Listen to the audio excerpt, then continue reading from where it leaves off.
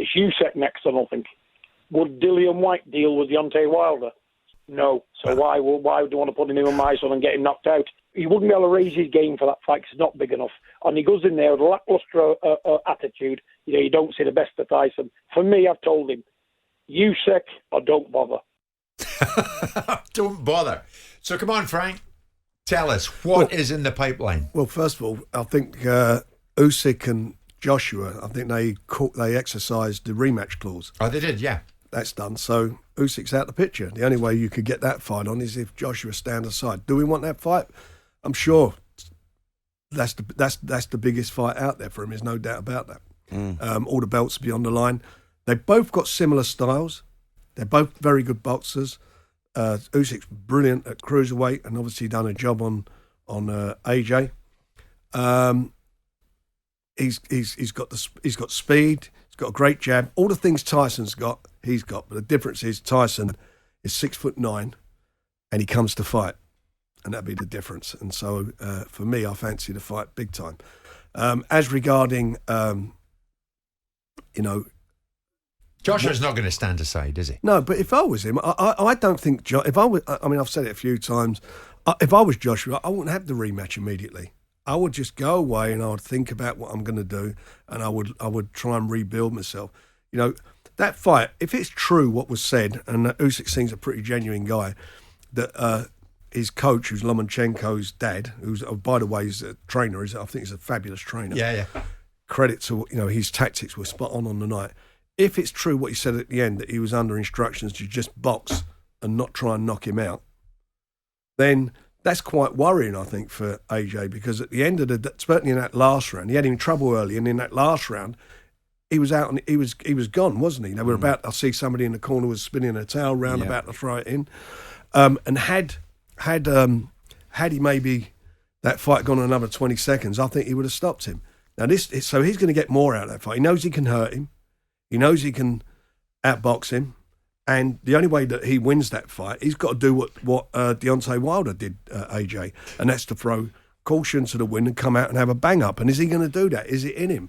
Because his last few fights, he didn't do it against Ruiz in the second fight. He got wobbled in the fourth round. He got clipped with a left hook, and he backed off him the whole fight. He boxed extremely well. Don't get me wrong, but. Ruiz he was strong against Pulev, though, wasn't he? He did put it on the front foot with Pulev. Well, he did, yeah. But Pulev's what? 40, Harold Pulev, 40 years You're age. a big defender of Anthony Joshua, Spencer. I am, but I just think. Is it, as Frank says, is it really in Joshua's interest to go straight back in with Usyk? I know Joshua wants to go straight back in. He wants to exercise that rematch clause because... Have you spoken to him? Yeah, I spoke to him. And yeah, of course, he wants to go straight back in there. And he recognises that tactically he got it totally wrong. And that cost him the fight.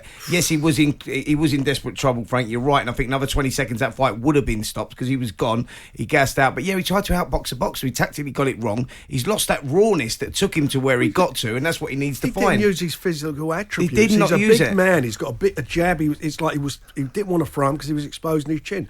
But I'll tell you the difference between rematches, like he had with Ruiz, and rematches with this guy. Ruiz trained in his larder for the fight. And this time round, this guy's a consummate professional. So, yeah, but how does he not? I mean, from Joshua's point of view, if he doesn't his pantry, if he doesn't take Usyk, he loses credibility. He loses a lot of ground as well, and he never gets back to the table with you and Tyson Fury with any negotiating tools.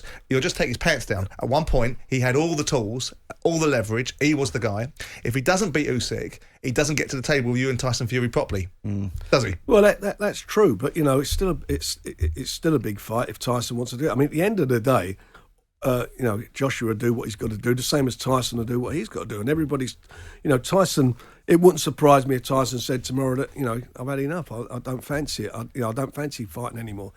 Because if he does, he's wealthy, he's made a lot of money, he's got to do what's right for him. Boxing's been his saviour, and he says that. Yeah, but do we find ourselves in this semi-final situation again where Joshua's got to box Usyk again, so that fight is going to happen. So now Tyson Fury's been ordered by the WBC to box Dillian White next or get stripped. Is that right? Is that the situation? No, not at all. What's happened is that, you're going to like this one, is that White has got this fight with Wallin. And that's no foregone conclusion. That's a tough fight, by the way. And if Wallin wins, there's a rematch clause. Right. So if Tyson would even get the mandatory would not even happen because Wallins. So if contracted. Wallin wins, he gets the rematch with Dillian White, which leaves the door open for Fury and So whoever. it's you know, it'll all set up. But at the end of So the White stuck a rematch in there because of what happened with Povetkin. there's a rematch in there. They've got You a said rematch. something there, Frank. I'm going to jump on it. Maybe Tyson might think, you know what, I don't need it anymore. I've done it. What makes you think that? Have you anything to suggest post-fight in Vegas? Has he said something to you? No, What has he absolutely said? not. No, absolutely not. In fact, before the fight, I can't remember where we were. He did an interview, and he said he maps out 5 fights. 5 fights in the end. That's what he wants to do. I'm just saying, if he chooses to do that, he'll do what he wants to do. No one is going to tell him who he's going to fight. I'll tell you that now. You know, he is the man, and he will do what is necessary. Jim White and Simon Jordan, Monday to Thursday morning, 10 till 1. On AM, on DAB, via the talkSPORT app and on your smart speaker. talkSPORT.